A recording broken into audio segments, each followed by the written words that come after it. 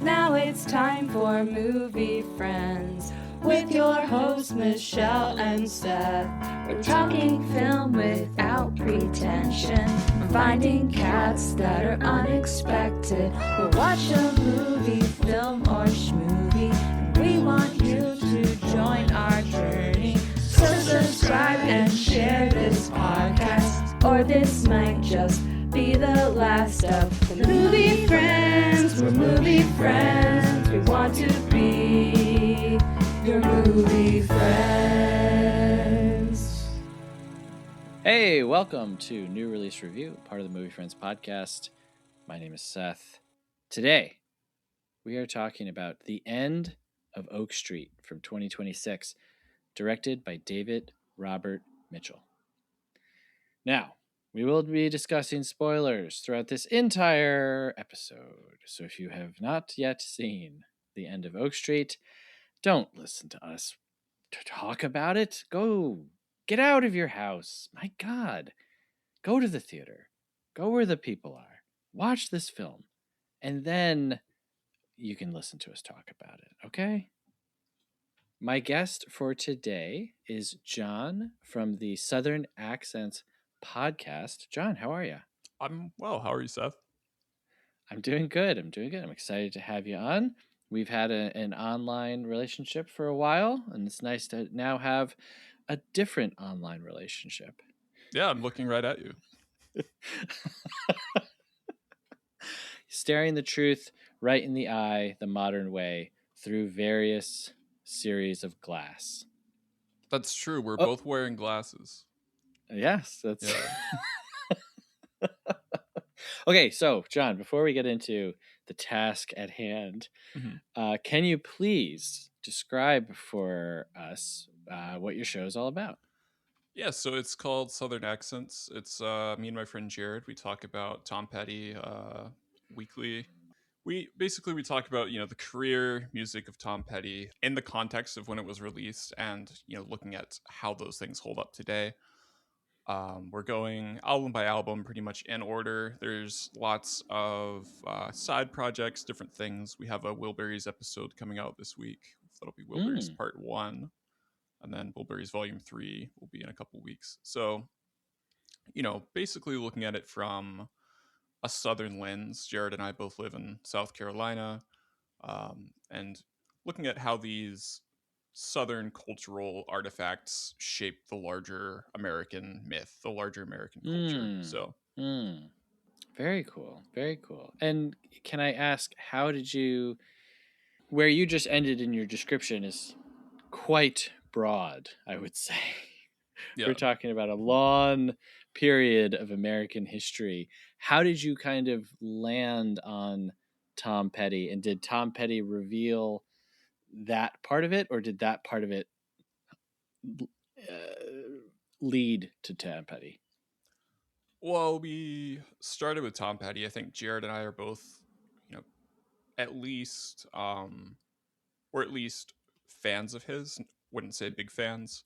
But it was his idea, so I'm not the one to ask really about that. But I think, it did pretty immediately become clear, like with his Florida roots, and then even in his like American Girl, for example, starting there, there's a lot that is specific to Florida, specific to the South, but then is such a ubiquitous American, like one of the American songs, I'd say, right? And so throughout his career, he dabbles with more Southern, more, maybe some problematic Southern ideas. Sure. Always meaning well, but maybe not as informed as he should have been at the time. And so that's the idea of the Southern accents. That's where the name comes from, right? Is the album Southern Accents, where he does those things. Fascinating. All right. Well, very cool. Well, hey, listen, if you are out there and you're a fan of Tom Petty, be sure to check out the show. It's very entertaining, and I am a really big fan of anyone who takes something seriously that might be casual to most people, if that makes sense. Yeah, that's what we've found is a lot of people would describe him as like the wallpaper of their childhood, just something so Mm, ubiquitous and always in the background. But, if you go pretty deep and wide with it, there's a lot there that um, radiates out in pretty big ways. So, yeah. if you're a fan of Tom Petty, or maybe you're a fan of, looking at, 80s nostalgia, that kind of thing, sort of like with the movie we're discussing today. Mm, Um, so that's kind of the era we're in, the late 80s right now with these recent episodes. very cool. Very cool. Yeah, the movie that we're talking about today, The End of Oak Street.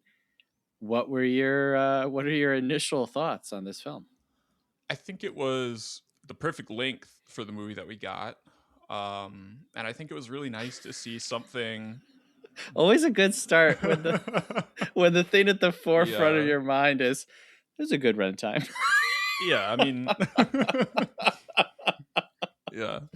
I mean, it's really nice to see something done so well with so much intention to it, as opposed to what we're Mm, used to, right? I think mm-hmm, the broad consensus is that this is somewhat of a breath of fresh air, right? mm-hmm, mm-hmm, Um, it, I think it makes it look really simple, um, just to make something that's crowd pleasing and just a summer hit without feeling too indulgent or too saccharine or leaning too heavily into the 80s mm-hmm. nostalgia stuff. Yeah, I agree. I'm aware of the time period, being not 2026, but I didn't feel like we were, you know, shoving quarters into arcade machines and like slamming tane and like it was but like very lightly of the time, and I did appreciate that. I For most of the movie, I genuinely just forgot that this was like a period piece, Yeah. so that's good. That is very refreshing. I don't know what I think about this movie. Yeah. um I, I, I didn't I didn't dislike it. I didn't regret going to the theater. I didn't regret spending money to watch it. I had fun. So for like a normal human being, that would be fine. That would be the end of it, right? We Right. can all move on with our lives. However, since I'm a sick individual who thinks too much about movies, I was like, "Huh, how do I feel about this thing that I just enjoyed? Why why can I not just let it be what it is?" I mostly felt like it was funny, but it also wanted to be saying something about relationships and a family. And that all felt like real heavy, like real Yeah. heavy, in contrast with like the hilarity of a little boy jumping off of a roof just as a magical vortex bubble disappears and he like breaks his arm. That Yeah. was, I burst out laughing at that moment. I don't I know if I was meant to, but I did. So like I found it to be fun. One thing that I saw about it before going to see it was someone said this is less like Jurassic Park and more like Jumanji. And that hmm. really helped me like, okay, I Yeah, I get see that a little that. bit. Yeah. It Yeah. felt very video gamey in a way. Like the premise, Mm, they have this set map that they're running around and sure. they have to get to these portals. Hmm. Um yeah, I think a lot of the family drama stuff was, very needed. Hmm. Um and it's this glue that kind of suspends the dinosaur stuff, right? It gives you some vegetables and some dessert. It makes it a more Sure. well balanced thing. But yeah, the specifics of the family drama stuff felt so out of place at times. Hmm. Specifically, like Ewan McGregor's drinking problem and Hmm. pizza delivery, and we can get into that later. But Hmm. yeah, I was hooting and hollering the whole time, mostly. Like whenever there was a dino on screen, I was so happy. Yeah. Yeah. Yeah. I was hooting. I don't know if I was hollering, but I at least had half of. I had half. I guess for me, I I'm not in marketing of films, so I don't know why I would even care about this question. But I was wondering, like, who is this for? Because this feels like, I don't know that I could take my 5-year-old to see this. Right. He's really into dinosaurs. He would probably have a great time.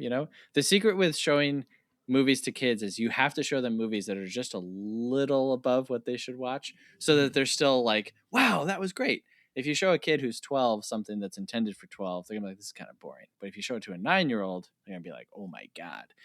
So I was like, I don't know if he's old enough for some of the stuff. And then I was like, I don't know if a teenager would fully get some of this. So I landed on maybe this is just for adults who are still like kids. Maybe. Um, Yeah. I mean, but it's yeah, PG-13, right? yeah. It's kind of a weird PG-13. So it is a weird PG But 13. Yeah. like, you said you're not in marketing, but the people who marketed this movie didn't do a very good job either. Well, yes, yes. I should have been in marketing for this movie. My God. Yeah. I mean, look, we here at Movie Friends Podcast are very strong believers that AI is the devil. So Mhm. that whole if you're listening to this and you aren't online all the time, you don't know what we're talking about, don't worry about it, Don't bother. Don't look into it. But it was very strange. And like after having seen the film, I was really like, why is that the direction that you took? So weird. I guess because there's a dog in the movie, But but that's crazy. There's a dog in every movie. yeah. Yeah, you're right. They put less thought into it than I did just now. So Yeah. Well, that's how AI works. You don't think about it. It's instant. yeah, the other marketing I think was pretty good though. Just like the Anne Hathaway with a gun and dinosaurs. I was seated day one. Well, I mean, I was very, very happy. I love Anne Hathaway. This has been like a great year to be an Anne Hathaway fan. I I was think she blown still away. has I think she's still got two more coming out this year as well. That's insane. That's That's wild. crazy. Good for her. um, Mother Mary is my favorite movie of the year so far. I was floored by that movie. I was expecting Devil Wears Prada 2 to be terrible, and I was like deeply touched by that movie in ways that I didn't understand. Uh, I liked The Odyssey. I thought that she was very good in it. And then now this, I'm like, my goodness. And so just for that, just for being able to see Anne Hathaway do like real like bare bones action stuff. And by bare bones, I mean like she's not like a superhero. She's not like in a robot suit of some type. It's like here is Right. just a person. It's like John McClane, like here you go, you got a gun, good luck kind of a thing. I thought it was great just to be able to see her do that type of role. Yeah, she gives a great physical performance, and it helps that it's almost always motivated by some deep emotional thing, right? Mm-hmm. Like when she's, I mean, we can talk about the snake guy a little later, but when she's, going after the snake guy, it's after a bunch of really heavy stuff has just happened to her, and it feels very, um, thematically coherent as well as Mm-hmm. being a really interesting set piece and the one genuinely scary thing that I saw in the movie. Mm-hmm. Mm-hmm. Yeah, I was not a fan of that giant Jurassic penis, quite frankly. Yeah. Okay, so Anne Hathaway plays Denise. Denise is a mother. She's living in Michigan and she's writing a book. She is very unhappy in her marriage. And it seems like she is really trying to confront things head on, where Ewan McGregor's character is really trying to like let's just keep things as status quo as possible while my life is falling apart and we'll never actually, you know, engage with these things, which makes, what happens to him a little more sad, I suppose. Yeah. That he really puts himself out there Mhm. finally and attacks something head on and doesn't go too well for him. But how did you feel about Denise? How did you feel about us never seeing her little yellow suitcase and where her character goes? I mean, pretty easily the main character, right? And the best character Yeah. in the movie. She's, a great performance, but she's also the most developed and the most you know, sacrifices the most. She has the most complete like character arc, I would say, Mm-hmm. right? When we talk about the ending, that's kind of its own thing. Mm-hmm. A lot of people online have speculated, this is David Robert Mitchell. We've been waiting for him to make a movie for like 8 years Mm-hmm. now. Mm-hmm. His first couple movies are pretty widely loved, I'd say. If they're not cult hits, they're beyond that, right? They're Sure. pretty well loved. But this one had a long wait for it, and people were very iffy, right? And I was as well, right? Is the J.J. Abrams producing it with Yeah. ILM? Is that gonna make it just completely, take all the teeth out of it? But I think what we end up with is a mixed bag, and whether some of these questionable decisions were there from the start, or whether how much of it was JJ, how much of it was Mitchell. I think a lot of people are putting a lot of the things that don't work in the movie at JJ's feet, whereas we can't really say that for sure because we haven't Sure. heard from Mitchell even in 8 years. So Right. I would say, you know, all of the um Anne Hathaway stuff works really well. She's the one character who's never annoying, I would say as well. Mm. Most of her choices make sense, but yeah. Yeah, definitely. Yeah, I again big fan of Anne Hathaway. It might sound silly to say that like I believe her in this movie because it's a time travel dinosaur movie. Hmm. But I was like, yeah, this all feels pretty real. Ewan McGregor, I kind of came around on kind of the goofiness of it. Right. I did find him very funny a lot of the time throughout the movie. I don't know how much of that was intentional, but then I thought about it again. And I was like, he's a funny guy, and I definitely think that he is meant to be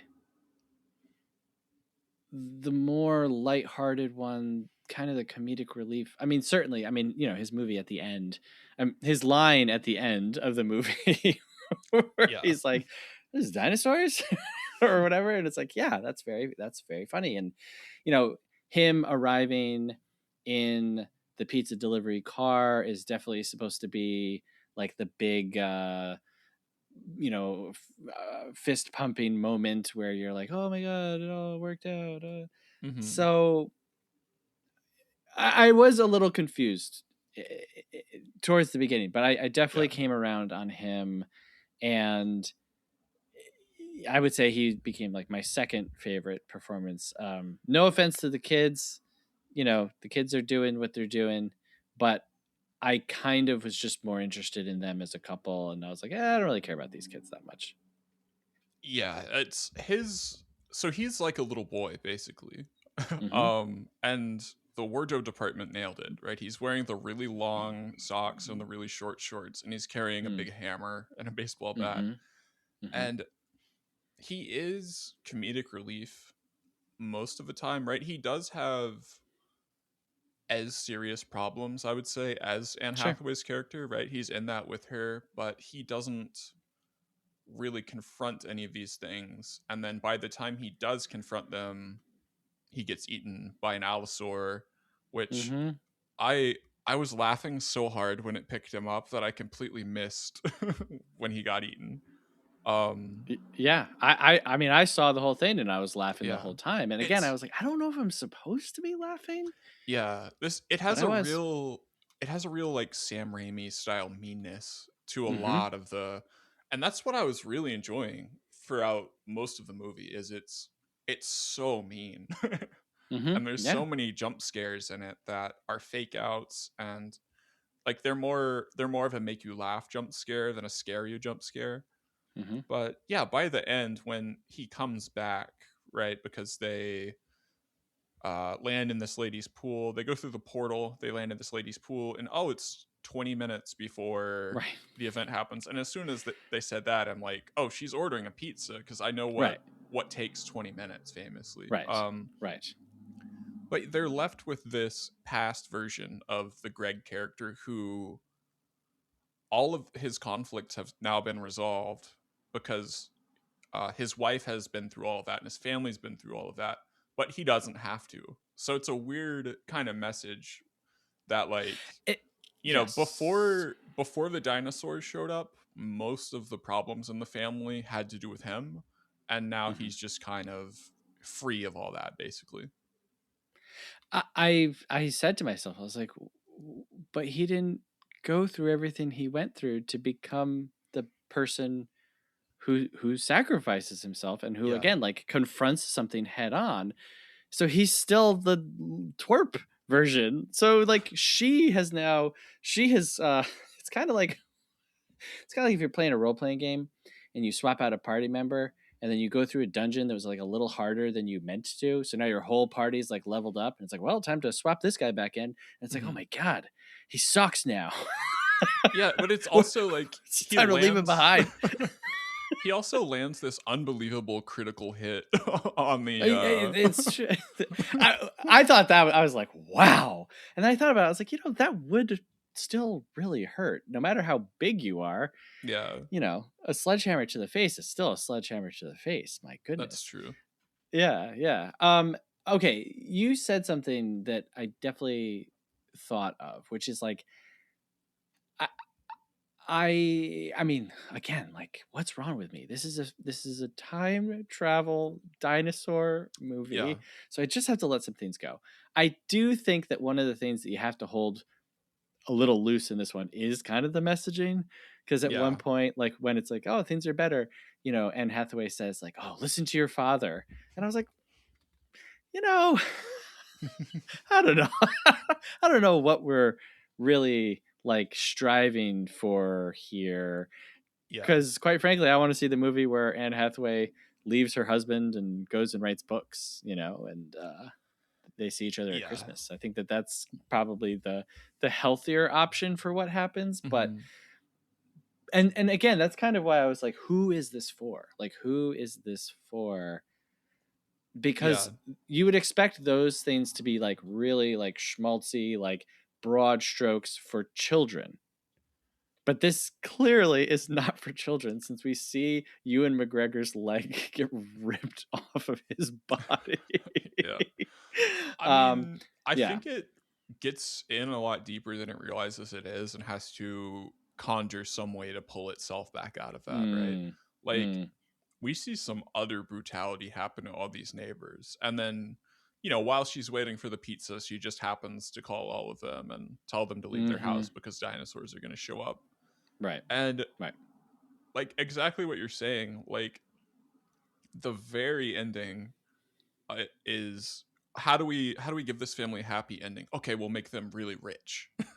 We'll make the wife like a a Right. super successful author, because her manuscript she spent probably years on has now been destroyed, but now she has something to write about and she's a celebrity. Mm-hmm. Yep. And then they of course they Photoshop Carl Sagan into the the photo of Yep. the family. Yep. Yeah. So again, like not complaining. My apologies if you're listening to this and you're like, Seth, shut up. It's a dumb fun movie. I'm not complaining.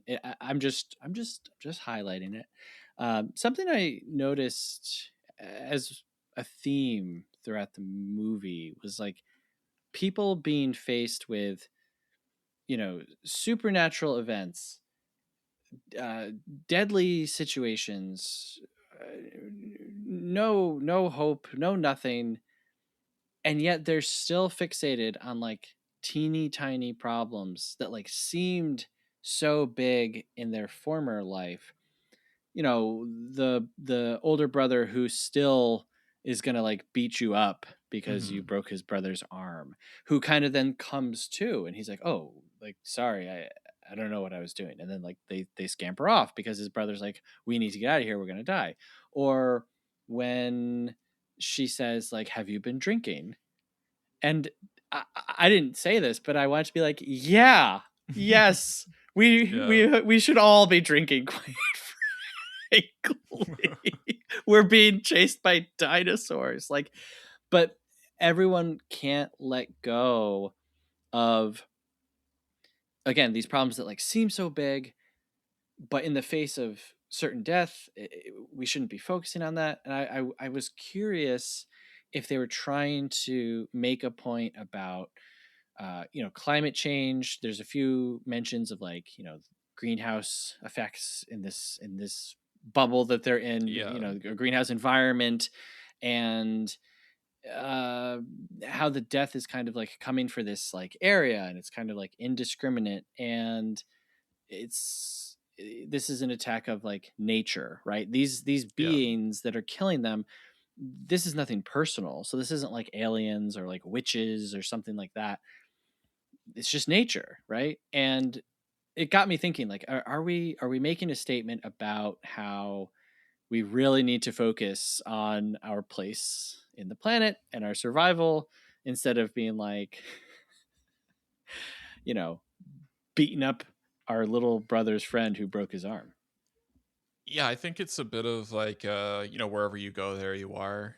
Um, Mm, but also this uh, you know, this huge event that just happens, this outside threat just turns this right because we start at this big block party and everybody is mm-hmm. cooking for each other. They're all celebrating something, summer, I Yeah, guess. yeah, Um, but then this event happens and they all just immediately hide in their houses. And there's not really, other than the bully who was gonna beat him up anyway, there's no neighbors that are like violent toward each other. right, But they do all immediately isolate because they don't know how to deal with that external threat.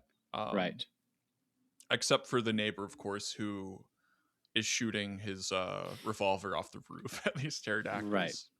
Yep, yep. Yeah, well, the one thing I'll say is, in Michigan, yes, you do celebrate the summer because the Mhm. winters are so horrible. That makes sense. So I would not be surprised if they were like, hooray. Yes, I actually thought that that was refreshing. You mentioned earlier how this movie's kind of like a breath of fresh air in a lot of ways. I Mhm. was waiting for, okay, when are we getting to the whole like breakdown of society part of this movie? And like the Yeah. person who's like going house to house and taking guns and food. And it it really kind of doesn't happen, you know? And Yeah. that was nice because you would definitely, yeah, I think in less interesting hands, you would definitely have that be at least part of the story. That's definitely a threat that Anne Hathaway's character recognizes pretty early on. Um, but yeah, that's another idea that I've seen floated online is that this movie was maybe supposed to be an hour longer Hmm. and actually find, you know, some other resolution. Whereas here we just have these portals that take them home. Right, right. Which, uh, I It gotta felt very say, abrupt. it was abrupt, and like I get throwing like a little roof tile through it, but you gotta find a Hmm. dog, you know? You Yeah. gotta tie a dog to a big old rope. You gotta throw that dog in and pull it back. Yeah. Also, just as a cat owner, like Uh-huh. you've got how many cats die in this movie? At least three. Mm-hmm. You see a Mm-hmm. cat get like a dead cat getting eaten, and the dog makes it out fine somehow. Like I don't know. That's just feels a This little is a bit bit of, unfair. yeah, this is a little anti-cat propaganda, I think. Yeah, a little bit. Yeah. This is a movie supported by Big Dog. Well, I mean, look at who's advertising it. That's true.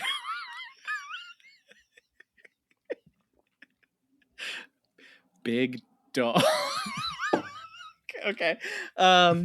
Okay, back to your point about the Raimi-esque meanness. Mm-hmm.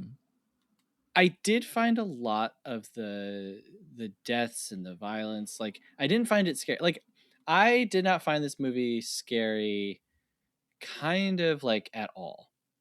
I really took it as Right. like this is like Pirates of the Caribbean level of like danger and tension Mm-hmm. and action.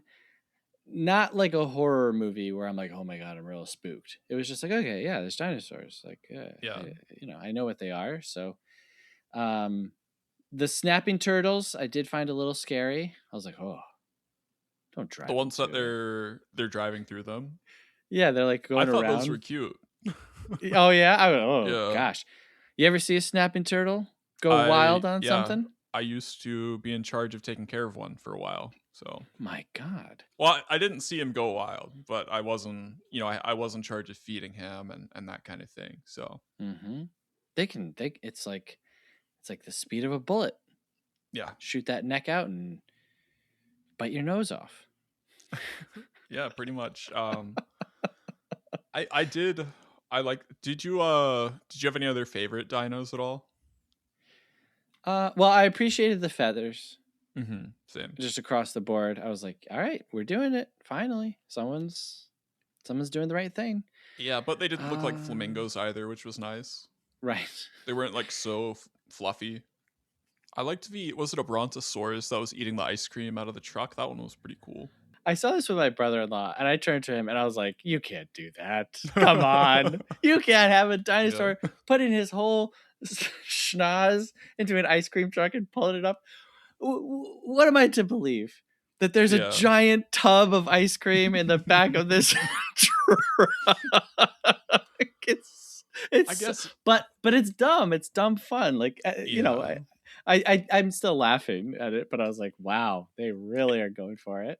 it does feel like a little bit like a Stephen King adaptation where they just kind of can't help themselves a little bit. Like there's unbelievably dark things happening. Like the librarian just sitting there with the shotgun pointed at the door, like, and her husband's just laying there dead. Like, that's unbelievably bleak. But then yes, at the same time you have a dinosaur drinking out of an above ground pool or eating ice cream out of an ice cream truck. Or they should have had me on the writing team for that. I could have come up with some good scenarios. Yes. But then there's like I'm sorry to any paleontologists out there. It's like one of the vegetarian ones, like a stegosaurus or something, is just eating someone's like cabbage out of their garden. Like, that's funny, but yeah, definitely. And I mean, come on. I mean, the two dinosaurs having sex. Oh, how could I forget? Yeah. That was and which I will say, like the sounds that you hear beforehand, that actually did unsettle me because I was like, oh, is this like some new thing? Like, are we gonna come across some new type of creature or humanoid? And then I was like, oh no, it's just two dinosaurs doing it. Mm-hmm. And I was like, wow. I was losing it at that. That was pretty funny. But then there is that very human moment where she's like, come here, I want to take your picture. And it's kind of the one moment in the movie where Anne Hathaway's character, I'm sorry, I'm just saying the actors' names instead of the characters' Oh no, names. I do it all the time, especially with Anne Hathaway. It's like you're Anne Hathaway. I don't remember any of the characters' names. But yeah, it's kind of the one moment where she has this like levity where she's like, okay, we're in this and we're reasonably safe and I want to appreciate this while I can. Yep. And I don't know, it felt so out of place at the time, but it is kind of touching when you consider that she's the one who has to hold it together the entire rest of the movie. I wrote down, I was like, is this the first time we like really see her smile with her family? Because I know at the block party she's kind of doing like friendly neighbor smiles and whatever, and then when she goes to speak with her neighbor about her book and how she's helping her edit the book and everything. But I was like, I think this is like the first time we really see them like enjoying being around each other, you know? Yeah, and she like that's part of what makes her so good is she elevates a lot of this material and she finds a way into it that is honestly a little bit unsettling, and it makes it a lot of the family drama moments in the movie hit a lot harder because of her. Like there's a part early in the movie where the dad is bringing home pizza and he's like purposefully talking with his mouth full, Yeah. and you Yeah. see Anne Hathaway's character like stifle a laugh, Mm-hmm. and it's little moments like that where she just gives these tiny little very human expressions that you wouldn't Mm-hmm. expect. Mm-hmm. And Mm-hmm. of course she can't, of course she thinks it's funny, but she can't let her kids know that, right? Right. Right. um, Right. Right. so she really brings a lot of dimension to what is already, I guess, the most fleshed out character. Mm-hmm. Mm-hmm. Yeah, we get, in that moment when she's taking the photo, it's another one of those things where it's like, where are our priorities at, everybody? Like, what are, what are we really Yeah. focusing on? But I mean, obviously, it's setting up what's about to happen with Ewan McGregor, so that it's more impactful. But it does bring you back to like the original Jurassic Park, where we have that moment of just like being in awe of like being around a dinosaur. Hmm. And I know that this would be like absolutely terrifying, and I wouldn't do like anything that they did. Like, I gotta tell you, like, just running around the neighborhood like yelling, not in Yeah. a million years would I be doing that. I would be going like house to house. I'd be running from back door to back door. That sledgehammer in my hand would be used for breaking windows and Hmm. crawling through them. But having said that, it would still be pretty amazing to be there and witness these things. And like, I'm not like a dinosaur person, I'm never like, oh, let me look at an old dinosaur. But Hmm. I do recognize that like it would be awe-inspiring, and something that no one had experienced before and all those things. So I did like that they were able to sneak in a moment in between all of the horrors. Yeah, I think that that's something that you have to have if you're going to do this right, which I think the movie mostly does. Hmm. I know the bar is pretty low for dinosaur movies, but I think, Hmm. yeah, having that in there a little bit at least, or I don't know, I think they use the variety of dinosaurs pretty well. Also, Hmm. like, I don't know if they're all even from the same period, if they existed at the same time. Who cares, I guess. Hmm. I mean, I'm sure some people do, but I'm sure, yeah, they're like, yeah. excuse me. Yeah, but it never felt like I was seeing the same dinosaur over and over, but it also didn't feel like they were just showing them just to show them, right? They each of them Mm, had a unique kind of thing that they took advantage of pretty well, and whether that is true to life or not, we'll, I guess, never know. right, right. Okay, so going back to the Sam Raimi violence thing, I do think that there's a way of filming like, a dead woman in the front seat of a car Yeah. so that it's scary. And then there's the way that they did it here, and I kind of was like again, like, that's not funny. Dead people being like having their meat picked off their bones in the middle of the road, like, that's not inherently funny. But I felt like the way that this was filmed did lend this more towards like fun adventure and less Hmm. towards horror. And I feel bad even saying that, because if someone was horrified by this film and I'm like, yeah, it's kind of a fun time, then I Hmm. probably sound like a crazy person. I think certainly, like we haven't had a dinosaur movie that people have gone to see. Really, I mean, I guess the most recent Jurassic World movies have done pretty well, but I don't think people are used to this kind of brutality on screen, right? Hmm.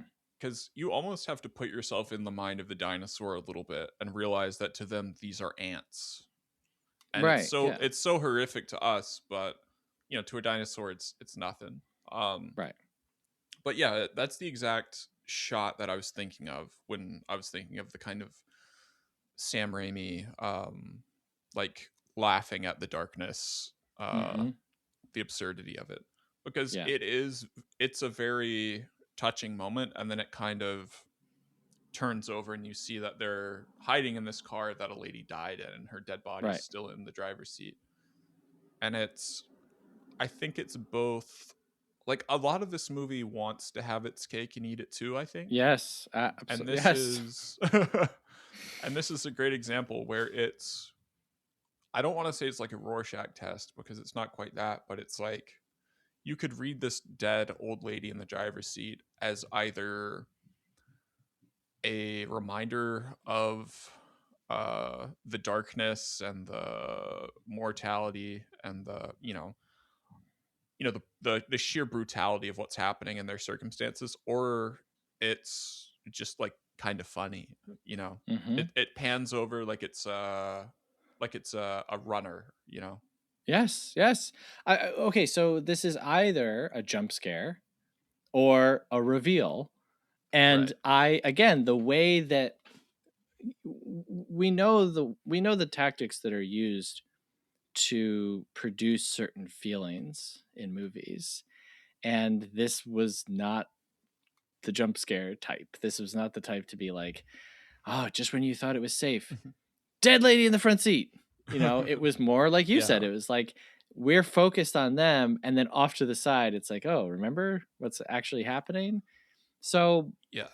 yeah, it's interesting, and it's maybe it's maybe not what I was like fully ready for. And again, like I really appreciated hearing that Jumanji comment, because if I didn't have that in my head, I would have been like, what am I watching? Like, what is this supposed to Right. be? Because the sci-fi of it is like real loose, real quick, which is Yeah. my favorite. I love how I little they spend explaining the premise. don't tell me anything. For the love of God, I have sat through Tenet. Okay, I've sat through Inception. Enough explaining things. Just do the sci-fi thing. Science fiction is my favorite genre of anything, and it's so great because it lends to like a lot of musing and noodling and philosophy. But when things are just over explain, it's so different from a book to a film. Like in a film, it's like I don't want to hear people just go through the wormhole thing. It's cool. I get it. You're gonna jump in and go somewhere else. Don't talk about it too much. So Right. I really appreciated that level of it. I think they had to have a little bit of that at least, right? I mean, they of course they make the daughter a Cosmos fan, but Mm-hmm. she's the one who kind of figures it out. She's like, "Oh, wormholes can do this and that, and it's possibly climate change related." But I like how little is spent actually investigating the premise, because that's not what anyone really cares about. But I did want to ask you about, what did you think of this long, like, it felt so long to me just because I know that dinosaurs are going to show up because I know what the movie's about going in. But there's like, I don't know, maybe 10 or 15 minutes of after the main event happens until you see a dinosaur, right? Yep. And initially I was so annoyed, like, all right, let's get on with it, we know what's happening. And then after a while I was like, wouldn't it be funny if they were just so oblivious they just kept going with their normal Right. lives the entire time? But yeah, what did you think of just this build up and the way that they reveal the dinosaurs? Yeah. So I felt the same exact way. I was like, I don't really need for you to tease like the shadow of a dinosaur. Right. Also, because you are transplanted to the middle of a jungle, it would be so loud Yeah. Like like it's not that dinosaurs have been transported to your neighborhood. Your neighborhood has been transported to a jungle. Yeah. You would be hearing all kinds of stuff at all. So again, I'm talking about the reality of this movie, which I shouldn't be. But yeah, I don't want to say I was annoyed by it, but I was like, all right, let's get going. Yeah. Let's let's It's a let's little get bit cooking here. like who's that Pokemon? It's like, well, that's obviously a Right. T-Rex. Well, right. So like when you tease something, it's because you're like uncertain or whatever. And it's like we Mhm. are certain there are dinosaurs. Yeah, and it feels perfunctory, obligatory in a way because they have to, like, it's just a story beat that has to happen because that's what the story is. And I think, maybe that's one of the many ways this will never beat Jurassic Park because Mm, they are like dinosaurs exist already, and then the mhm. suspense is what if they got loose, right? Right. Right.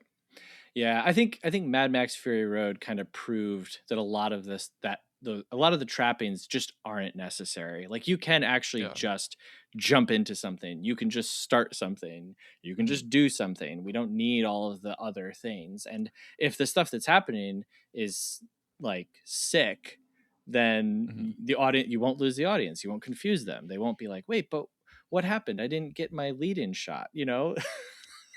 Yeah, and I wonder how much of that is related to this 80s pastiche that they're doing, right? Sure. Because the film, of course, wants to also feel like a big 80s summer blockbuster. Mhm. Um, Mhm.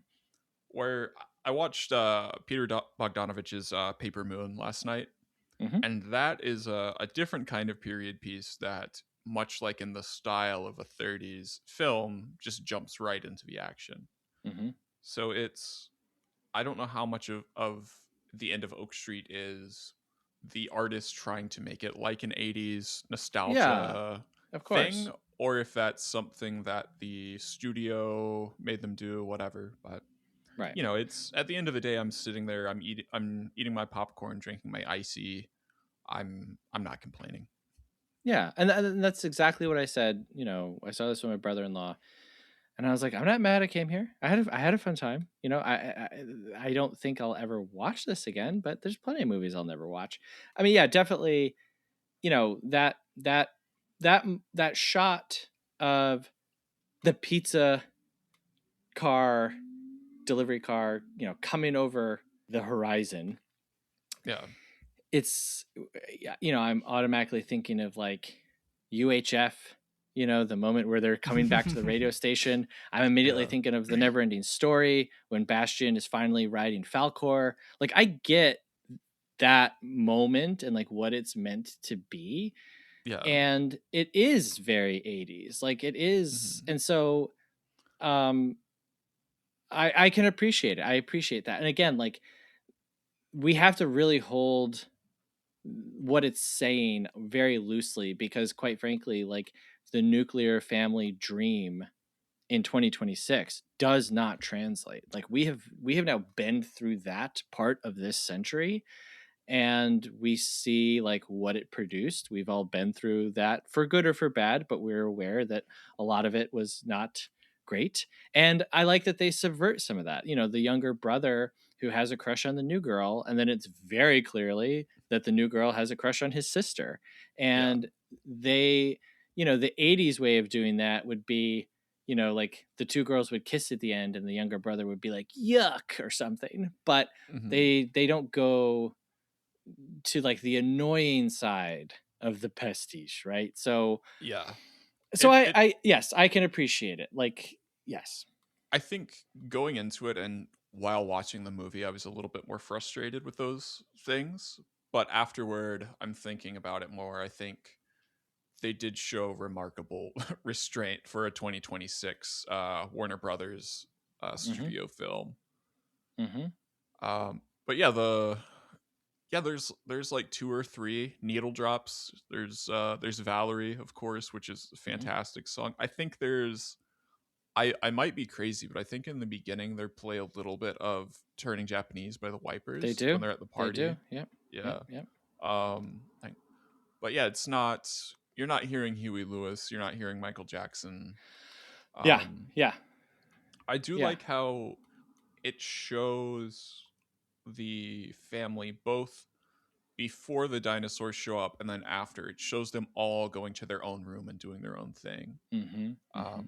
which is it's a very economical way to characterize each of them, but then show the kind of isolation and dysfunction within the family.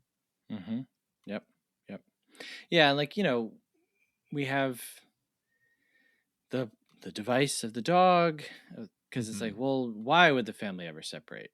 And it's like, well, what's a good motivator to get, Yeah. so you let the kid, the dog's out, and then the kid is out, and then his sister is out, so now they're out.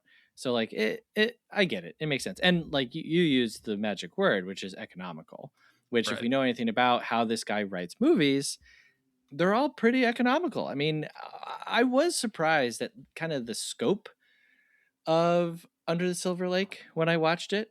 Yeah. I was like, wow, it's a real movie. Hmm. But nothing that you would say like, oh my God, this must have cost so much money. Here we can see what would have cost money and what wouldn't, but he's not going really far out of the way to, I mean, we're in a neighborhood. We're in a neighborhood. We got a Right. dog. We got, everything is very clearly CGI. Yeah, we've got like bubble looking technology, but beyond that, pretty. I mean, could you? I don't know. Could you make a cheaper dinosaur movie than bringing them into a neighborhood? It almost feels like a screenwriting challenge. Like, how can you make a dinosaur movie for the least amount of money that possible? Yeah, and I mean it helps a lot that they got ILM for it, right? Yeah. Those are Hmm. the absolute pros. But I do think the movie is helped so much by the production, right? It looks authentic to what you think an 80s would look like Hmm. if you took a digital camera back then. Mm. Yeah. Yeah. It doesn't feel fake the way that Stranger Things does, for example. Right. There's a lot of really well thought out location use and wardrobe and like props and things. So Yeah. Yeah, definitely. Yeah, Stranger Things. Yeah, I liked Stranger Things. I didn't watch the final season. I don't think I ever need to, from what I've heard. But all of that feels very thick. I don't know how to describe it, but there's a thick look to all of the references. It's all very pronounced. It's all very highlighted. Where this mhm. felt very subtle, very understated. It is simply there. I didn't ever feel like the camera lingered on something to linger on it for the sake of nostalgia. They are telling a story. It's just that the story happens to be set in this time period. And Yeah, I really appreciated that. and I think a Uh, lot of the camera work is done really well, mhm, especially like you've got these big dinosaur chase scenes that are genuinely pretty good and thrilling, but it helps mhm. that you have the fundamentals down as well. There is a little bit of a flourish, right, with the people are talking about the split diopter scene, Oh, and then the there's split diopter scene. well, I mean the one, I mean the main one where like every shot is a split Yes, diopter when every they're going shot. around the Yeah, family. But very early on, I felt pretty confident in the movie when Anne Hathaway's character is going to the old lady's house, who's her editor, and they're talking about the novel she's writing and how the character literally is her, yeah. and it's got this like split diopter with her and then her family out the window. Mm-hmm. Um, and Yep. then there's also just a bunch of different setups with the split diopter too that I think are pretty well done, right? Mm-hmm. Um, but yeah, it's I think it has a lot working in its favor, um, as far as Yeah, that goes. yeah. And to me, you do, folks, if you're not familiar with the split diopter, it's gotten easier to do. But back in the day, it was a real labor of love to get this correct. Nowadays, much easier because of digital photography. You're able to look at it immediately, be like, "Yep." Mm. But to me, those things are fun. You don't put those in unless you're like, okay, and now let's really, really try, right? Yeah. I just recorded on Sofia Coppola's Marie Antoinette, and there are a few things that happen that are like a little messy with the camera work, something that would perhaps be considered like a little unprofessional, and they kept it in and I loved it. And like, you don't keep that in because it's like, well, that was the only take that we had. Like, you are having fun with your camera on purpose, because a lot of the times in a movie you don't want the audience to be aware that there is a camera because you want them to be immersed. And Right. here they're like, nope, we're gonna take the immersion away and we're just gonna have fun and like really lean into it. Like, this is like, Yeah. you know, I would be very curious to see if there was like a more like multi-shot split diopter scene ever done before. And you don't do that unless you have a lot of confidence and you say, okay, let's do something fun. Yeah, and I mean, I agree completely. And there's also a few scenes where there's a chase and they're hiding in cover, and it Mm-hmm. does a rack focus and then a move and then a rack Mm-hmm. focus and a move, and Mm-hmm. all that's just really nice. I mean, Yeah. it's icing on the cake, even if the cake has a few problems maybe with the recipe. Even if the cake has a few shards of glass hidden within it. Yeah. Going, off of that, and then with the 80s pastiche stuff, what did you think of the houses and everything? Like, I thought it was funny how everyone is kind of living this idealized 80s life. Like, Mm-hmm. the main family's house is quite large and they have 4 members, but their house is just huge. um Mm-hmm. and they're really lucky they have this giant, I think is it brick, but they have all this like wood built-in furniture that they can Yeah. use to Right. barricade the windows. And then at the end they go to the librarian's house, and it's uh like it's like a mansion.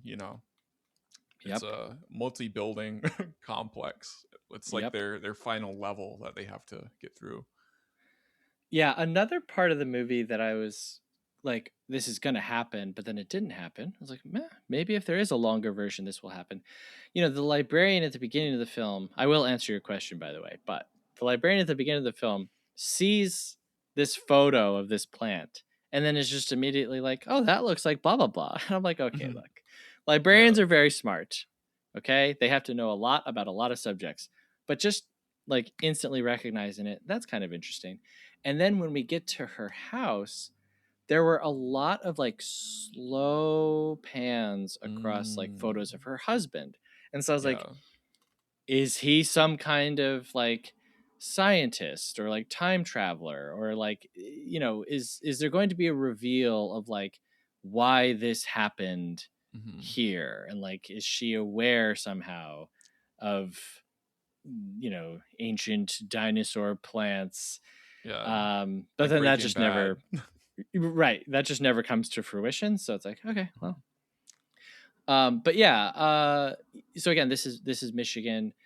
We know that Ewan McGregor works for a car company, which, Mhm. Michigan is, lots of cars built there. A lot of people made a lot of money or were laid off so that companies could make more money Yeah. off of the American automobile industry. And I don't know, does Anne Hathaway's character have a job? Do we ever hear about that? I don't remember. I don't remember Maybe. either. I'm Yeah, not sure. It's we get this sense early on that she is embarrassed by his pizza deliveries. definitely. Yeah. So she's certainly someone who's accustomed to a certain way of life, Hmm. and doesn't, I don't know, even with the idea that they might need that pizza money, she doesn't really like the idea of even having to eat pizza. So Right. Right. Yeah, I was like, wow, man, you're making some incredible tips to be covering like a job for a car company that you apparently Yeah. haven't worked at in a long time. You Yeah. gotta be working around the clock for that. Well, he's also just in denial the whole time, right? And he doesn't tell the family that he got laid off permanently because it like doesn't want to admit it to himself, right? And it's unclear, like of course they give him this drinking problem, but it's unclear maybe that had something to do with it as well as Sure. layoffs around the time. But Sure. then you at that point you kind of see the house as becoming this burden, right? There's this scene where they find the kids later, just kind of at the edge of the circle. They're camping at the edge of the map at whose house was it? Some I don't think we meet that character, but it's some lady's house. And they're like, we have to go home now. And it's like, why don't you just stay here if you're safe here? I don't know. Like Right. it. Yeah, totally. Yeah, when they're like, all right, let's go home. Like, wow, you don't even have milk at home. Like, at least stay and eat these people's food, you know? Like they're not coming back. And that's again, like I was saying, these are ideals that I don't think any of us now would like subscribe to, right? We'd be like, Right. Home, what what's the value in that?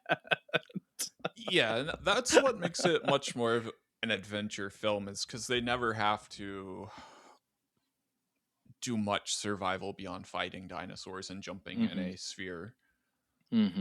Which is, it's good that they don't have to, because they get to end up right back at home anyway. So I was a big fan of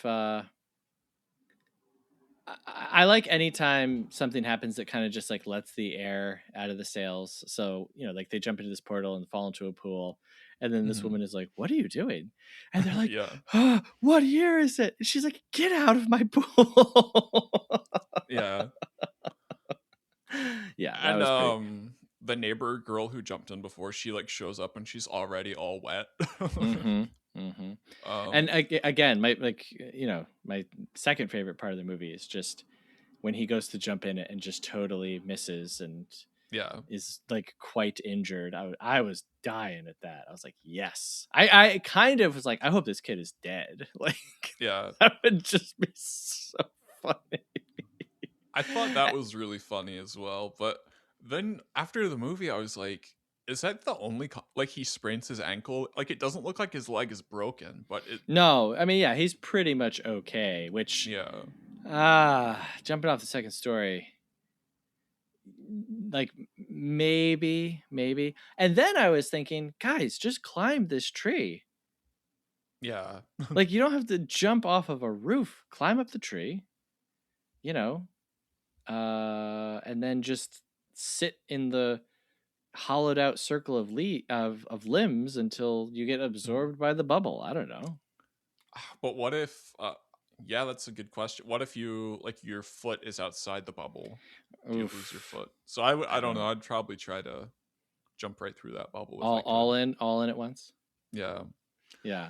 The ending is very much like I don't know. It's like Fortnite or something. They're like, the fire is coming. We have to get to the zone. And I don't know. It felt very abrupt. I think I've had some friends point out how maybe there were quite a lot of reshoots toward the end, especially with all the neighbors on TV.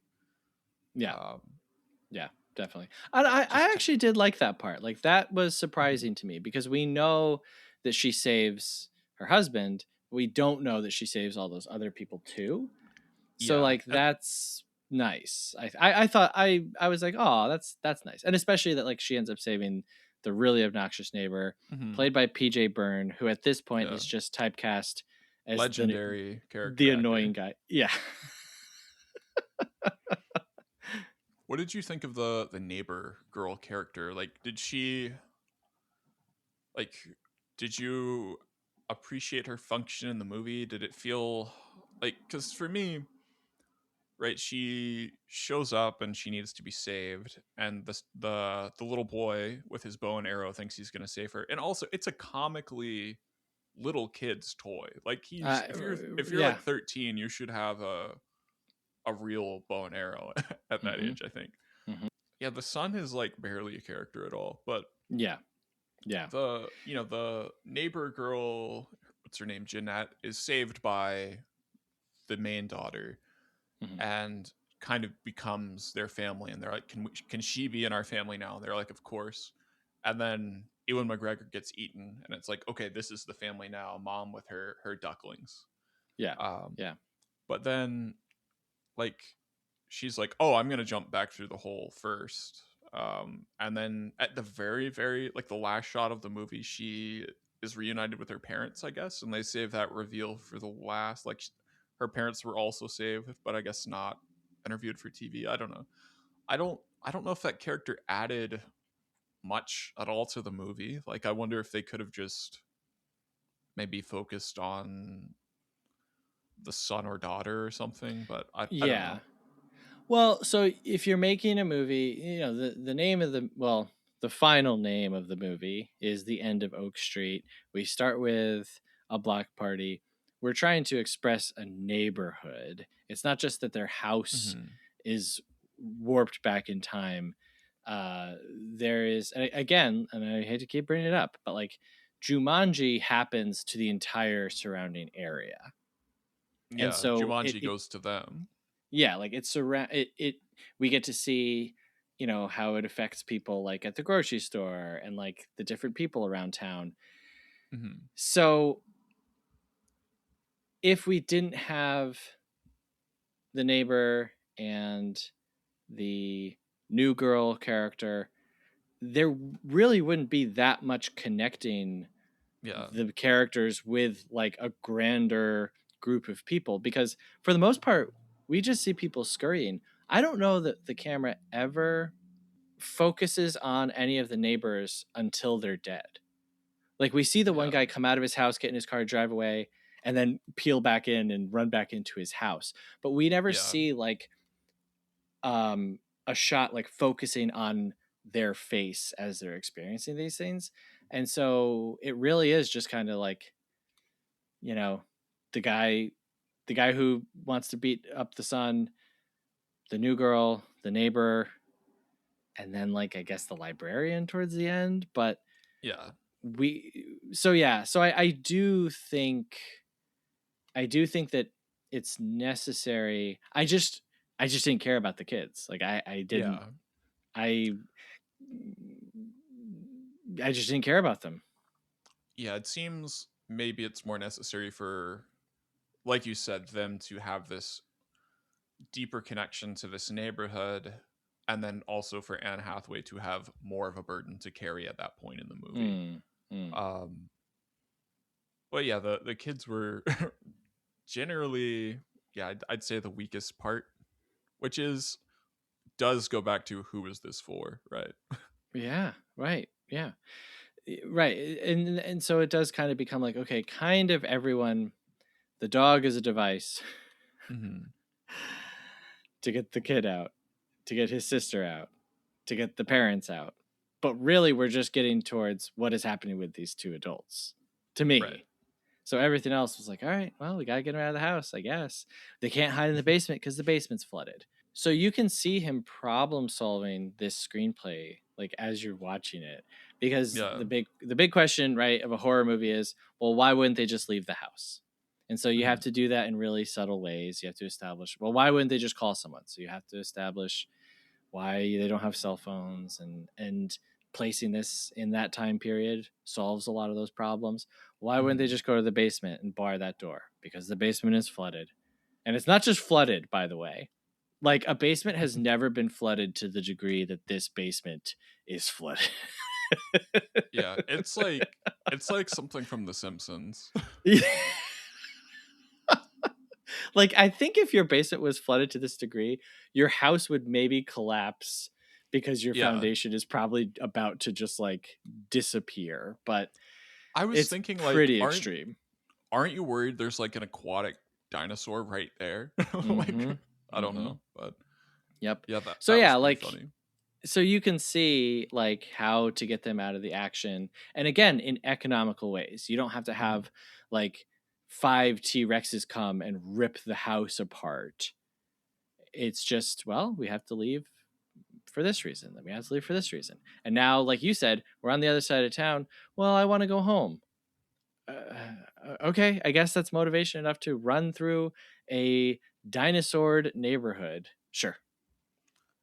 Yeah, and I asked my girlfriend about that. I was like, why didn't they just stay at this house? And she's like, oh, because the dog wouldn't have known where to find them. But then the dog finds them elsewhere. So I like that the dog had that nice heroic moment at the end. That was pretty funny. They really, really, really want you to be scared that the dog's just about to get eaten. Yeah. Which I guess I'm glad he doesn't, but I don't know. Yeah, I mean, people feel very strongly about dogs in movies. For me, I was like, get this dog out of here. Sorry, dog. You ran after a raptor? You're on your own, man. Like, I don't know. Well, I don't know what to tell you. Well, famously during Hurricane Katrina, people refused to leave their houses because the FEMA wouldn't take their dogs with them. Right. Well, So- that's real life. Like, I understand that, but like when audiences are so like swept up and wrapped up in what happens to the dog in like these circumstances, I'm like, I'm sorry, your dog is gone. Yeah, I feel like if the cats are gonna get eaten, maybe the dog should that's right, get eaten as well. We should spread this around. I think it should be equal. I think maybe there should be a cat that survives. Right. I don't know. And also, what if one of the dinosaurs flew into the portal or something? I don't know. I guess there's dinosaurs at the end too, because the big circle gets swapped with a dinosaur circle, and they just have Jurassic Park in the middle of Michigan now. Yep. I did like that. And that was kind of like the fun sci-fi ending, you know. It's like, oh. But then they're like, and then we had to shoot all the dinosaurs. And they show it. And I'm like, oh my God. And again, that goes to like, this is very mean. You know? It's again, they got in deeper than they realized. Spielberg would have been like, and then some dinosaurs came to this timeline, and we captured them and put them in a big park in the middle of Wyoming, and now you can go see them. And instead it's like, no, we shot them all to death. Spielberg would not have shown the dinosaurs having sex. No, I don't think that never would have happened. I don't know if he would. I don't know if he would even watch this movie if he knew that happened in it. Right. Well, yeah, we can leave him to his own dinosaur choice. All right, well, I guess I'll end this with my final note that I wrote, which simply says, wowie zowie. Yeah. All right, well, John, where can people find you on the internet? On Twitter, I'm at Fender_belly. And we do a podcast called Southern Accents with my friend Jared, and I don't know what the @ is for that, but it's you should be able to find it. So I'll just leave it there. Very good. Good. We've got some good stuff coming up. We're lucky for if listeners are trying to get into it now. We just got through kind of the worst couple albums, as people say, of Tom Petty, and we're getting into some of his best stuff. So if you're interested, listen there. Very good. Yes, definitely check them out. Give John a follow. He's a fun follow. And the show, again, if you're interested in anything in the world of music and Tom Petty, before we started talking, I was talking about, Bob Dylan and how he kind of plays into that story a little bit. Definitely check out the show. And hey, if you liked listening to this show, we'd love it if you give us a rating and a review wherever you're listening. Look, folks, okay? We live in a sick world, okay? Our lives are being controlled by robots, by artificial intelligence, by tech billionaires. Don't you hate the tech billionaires? We do, okay? And the only way to combat these unfair systems is to leave us a rating and a review. That's right. When you do this, it communicates to our powerful tech overlords that people like this show and they should, push it to other people. You can also send us an email, moviefriendspodcast@gmail.com. Hey, let us know what you thought about the end of Oak Street. Please let us know what you thought about this movie. I'm very curious to hear your opinion on it. You can also support the show, patreon.com/moviefriendspodcast. Look, folks, you sign up, all right? It's $5 a month. We don't do tiered plans, all right? You sign up, you get access to everything. What's everything? Well, you get additional episodes and series. You get access to our patron-only Discord, and you get to vote on one movie every month, and then every quarter, a whole theme for that month. My God, that is so much power. It's not right, quite frankly. I think that we might be doing too much, but we're not going to stop. Okay, that's patreon.com/moviefriendspodcast. And hey, you also get to become my best friend. So if that's something that you've ever wanted, I have a price. And it's cheap, okay? What are you going to eat? A corn muffin for breakfast tomorrow? Skip the corn muffin, okay? Take that money, support the show, or I'll never talk to you again. All right, John, thank you so much for coming on and talking about this movie. I really appreciate it. Yeah, thanks for having me. This was great. I'm glad I got to talk about a fun movie. If it's not a perfect movie or even a very good movie, at least it's fun. Amen. I agree to that 100%. All right, thank you very much for listening. Till next time, have a good one. Movie Friends is produced by Seth Vargas and Michelle Rubenstein. Theme music by Jean Marie Vargas. Visit us at our website, moviefriendspodcast.com, and please subscribe and rate our show wherever you are listening. You can support Movie Friends at patreon.com/moviefriendspodcast. Thanks for listening.